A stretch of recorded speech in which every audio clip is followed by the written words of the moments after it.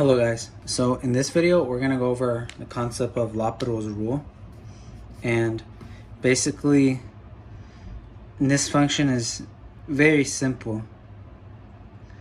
Whenever we plug in our c, which is our limit, so here I'm going to just write it down. So when we plug in c and get either 0 over 0 or infinity divided by infinity, then we apply L'Hopital. So that's basically when we apply L'Hopital. Whenever we plug in c as our limit and then we get 0, 0 or infinity over infinity. So to not confuse it with the quotient rule, this is not the quotient rule, even though it has the same form.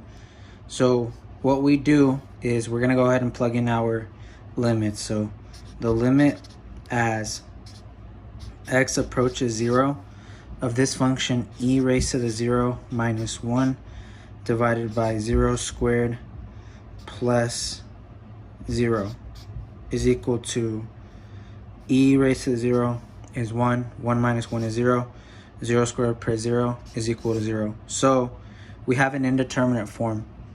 So basically what this tells us is that we can apply L'Hopital's rule, which would just basically be to take the derivative of the top, divide by the derivative of the bottom. So that's what we're going to go ahead and do, piece by piece. I repeat, do not use the quotient rule. This is not the quotient rule.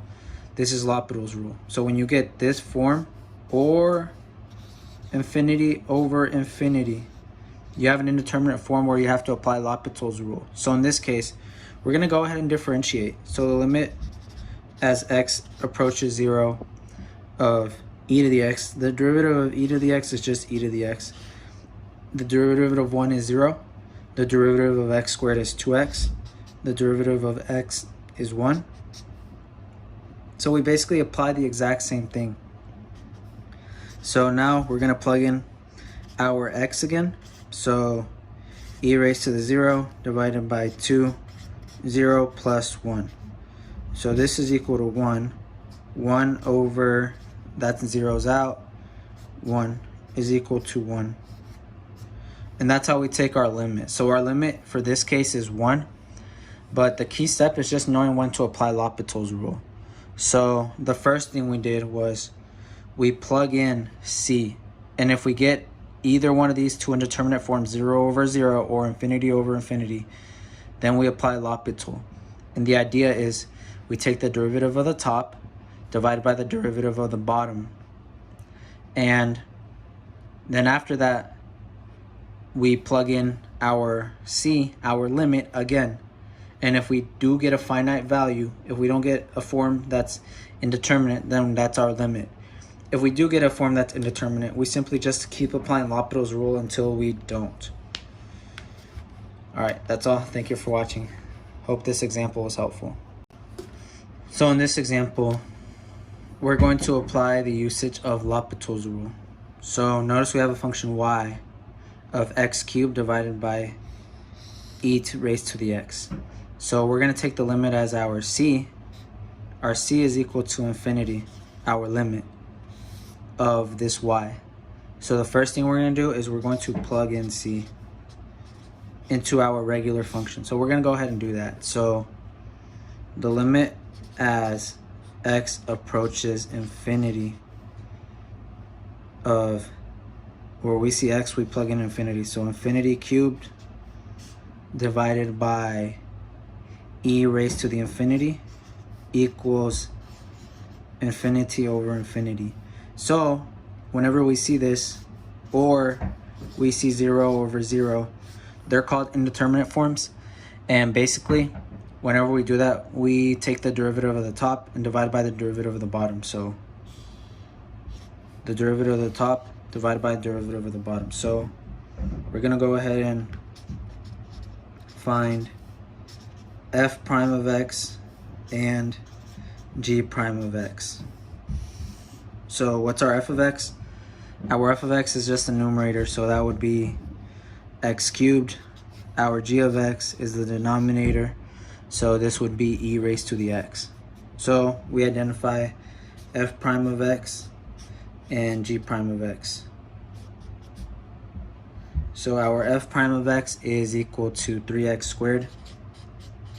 Our g prime of x is equal to e raised to the x. So now we're going to go ahead and take the limit again, because we're going to plug in c again. So that's what we're going to do. After we find f prime and g prime, we take the limit again. So the limit as x approaches infinity of 3 infinity squared divided by e raised to the infinity is still infinity over infinity. So whenever you get this form, you have to apply L'Hopital basically again, which is what we're going to do. So we're going to identify our f of x. In this case is our f prime of x is equal to 3x squared, and our g prime of x is equal to e raised to the x. So what we do now is we need to find the derivative again. So we find f double prime of x and g double prime of x. So we're going to go ahead and do this. So the derivative of the top, f prime of x, is equal to 6x. The derivative of the denominator, g double prime of x, is still equal to e to the x. So now we take the limit again, so we plug in the limit again. So the limit as x approaches infinity is equal to 6 infinity divided by e raised to the infinity, which is still equal to infinity over infinity. So yes, we have to take the derivative again. So now we got to take the third derivative of this function. So find f triple prime of x and g triple prime of x. And in doing so, f triple prime of x is equal to 6. G triple prime of x is equal to e raised to the x. So now we're going to plug in again. We're going to plug in limit. We're basically going to plug in our limit to see if it works. So the limit as x goes to infinity is equal to 6 divided by our g prime of x, which is e to the x.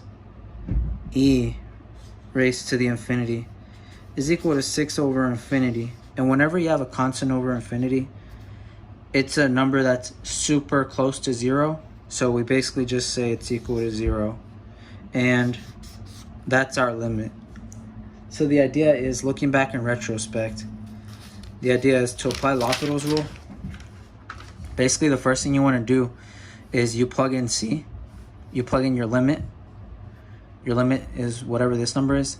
You plug it in, and if you get one of these two determinant forms, either infinity over infinity or 0 over 0, then you take the derivative of the numerator and the derivative of the denominator.